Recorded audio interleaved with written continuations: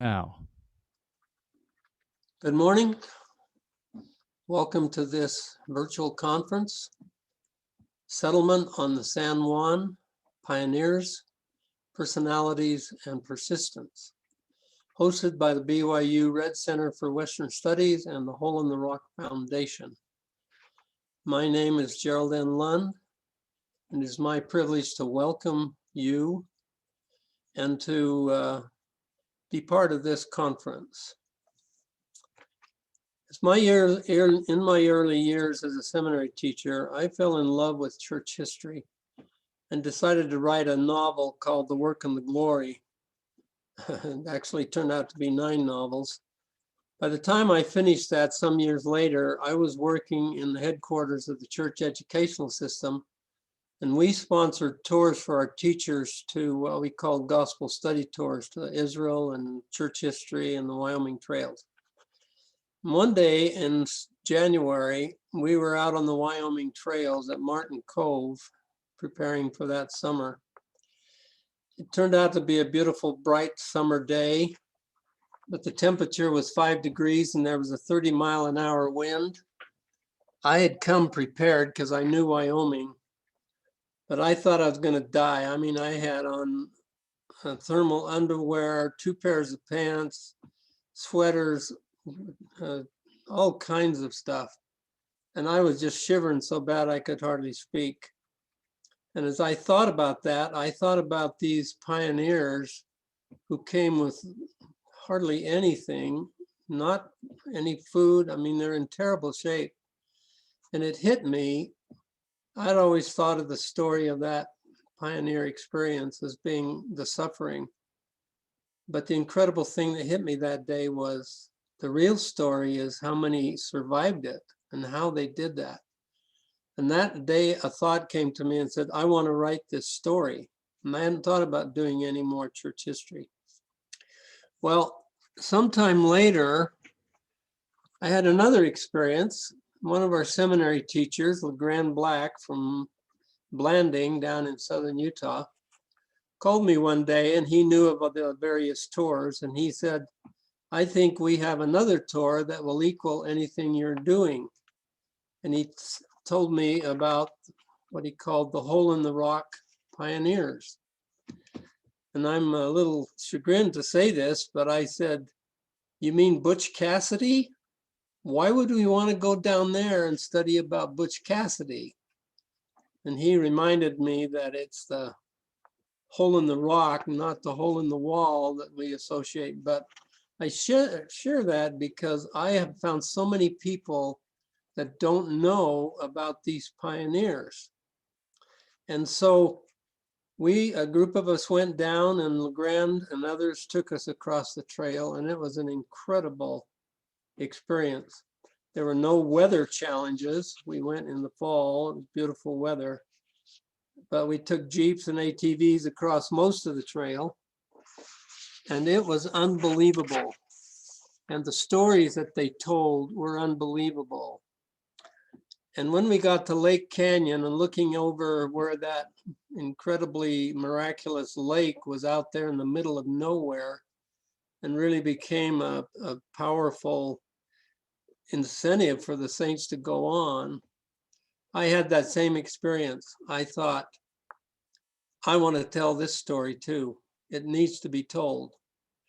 And out of that came The Undaunted, which we subtitled The Miracle of the Hole in the Rock Pioneers. I debated on what I wanted to use for a title, but I called it The Undaunted because when I looked it up in the Webster Dictionary, undaunted means characterized by courage and tenacity, unwilling to abandon one's purpose, undiminished in valor and determination. And I read those and I thought, that's the perfect description of these people. Eventually, sometime later, I decided to continue the story.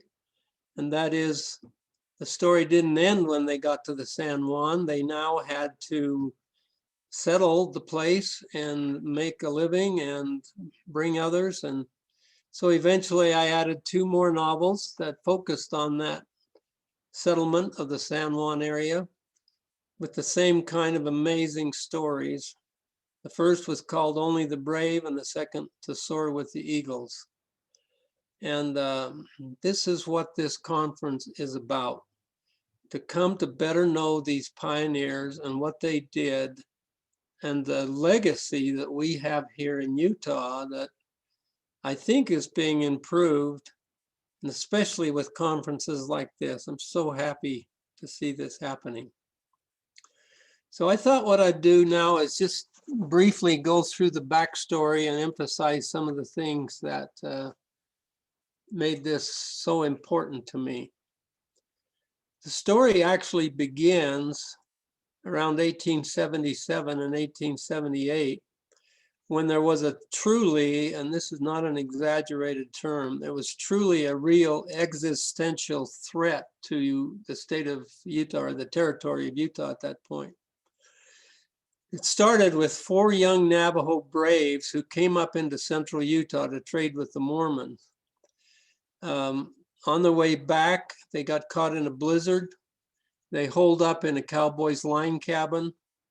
There were a couple of cows nearby under the shelter of the trees. So they took one of the calves, knowing that the Mormons would feed the Indians and they would pay them later. Unfortunately, it was not a Mormon ranch. And the cowboys came in and found them and opened fire on them. 3 of the boys were killed. 1 was badly wounded, but incredibly, he got away and made his way all the way back down to the Navajo Nation. Unfortunately, he was the son of the chief of the Navajo. So there was outrage when they heard this story, and they thought it was the Mormons.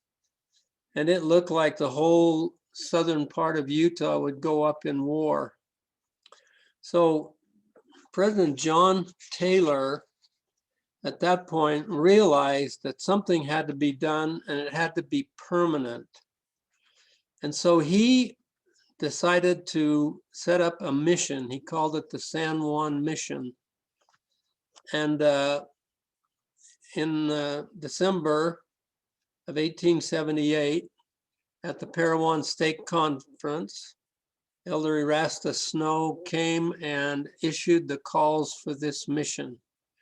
It was a unique call in some ways because he said that you don't have to feel obligated to go, and no one will look down on you if you don't. But he then said that what we're after is a permanent settlement, not just a mission where you come and go back. Ironically, the church leaders at that time used 3 metaphors to say why this was so important. The first, they said, you are to be a buffer between the Indians and the lawless. Second, you will be a shock absorber, like shock absorbers on a wagon. You'll cushion the blows and soften them.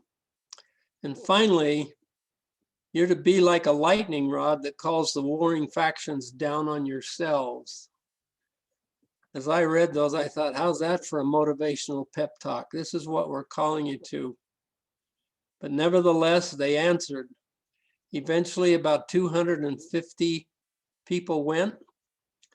And astoundingly, 25% of those were children aged 6 and under. So I would like to read something from the preface I wrote to the Andana, because this kind of sums up who these people are and what they did. This is a true story. It is a true story of real people who undertook and completed what many called an impossible journey. It is a story of a group of Mormon pioneers. Unlike earlier pioneers, they were not fleeing persecution or seeking a place where they would have freedom of religion. They were not escaping poverty or trying to join others of their own faith. These pioneers lived in prosperous Mormon communities in comfortable homes. They ran successful businesses or farmed land, which was much more productive and rich than anything they would find where they were going. They went because they were called and because they believed that call was from the Lord. They went because they believed it was necessary for the safety and good of the overall community. In short, they went because they believed it was the right thing to do. We're looking at pictures now of the area that they went through when they finally decided on a route. Here's kind of a summary of their story. They planned on being gone for 6 weeks before they arrived in their destination. Instead, it took them 6 months. And that was just getting there. Once they were there were no homes, no other people except for a couple of families. It was limited arable land, poor soil, annual floods, hostile Indians, drunken cowboys, and no settlements to buy things within 100 miles. And yet they went, and more incredibly, most of them stayed. At the same time that this challenge was going on, the thing that made this story so incredible for me is the feats of courage that you come across all through the journals and the history.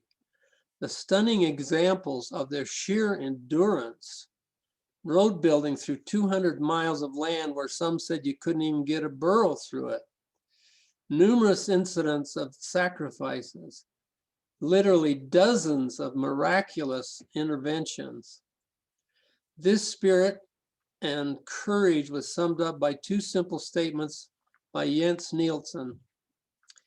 Jens Nielsen was the oldest man in the company. He was in his 60s when he left. He'd already been crippled by frostbite in the handcart companies. When it was determined that there was no way through and no way to go back, after a great debate, Jens Nielsen spoke to the company and he said this: "We must go through, whether we can or not." Now, I'm sure some of the people thought, what did he just say? Let me read it again. "We must go through whether we can or not." And then he said, and this has become famous in the people who were there, "All we need is more stick-it-to-tootie." He was from Denmark and he spoke with a heavy Danish accent. What he was trying to say was stick-to-itiveness, but it came out as stick-it-to-tootie. And after he spoke, the president of the company called for a vote, and without a dissenting vote, the company voted to move on and go on to the San Juan. That's the legacy of these wonderful, marvelous people. They went because they were called. One day, some years ago, I was doing a fireside. I talked about the pioneers. And at the end, I had a thought come to me and I said, just for curiosity, how many of you here are from San Juan Pioneer stock? Now, there were about 200 or 300 people there. I was astonished when almost half of them raised their hands. And then I asked them, how many of them had been told as children to have more stickety-tootie, like Jens Nielsen said? And again, the majority raised their hand. And then, and this made me laugh out loud, one woman called out, "And my kids still hear it almost every day from us." In these trying times, brothers and sisters, we live in a time where so many wonderful things are happening, but we're going through a time of great tribulation and concern with COVID and all the other things going on. And that's one of the things I love about these people. You want to talk about people having a hard time and sticking to it? I love this quote by Gordon B. Hinckley. He said, "It is good for us to look to the past, to gain appreciation for the present and perspective for the future.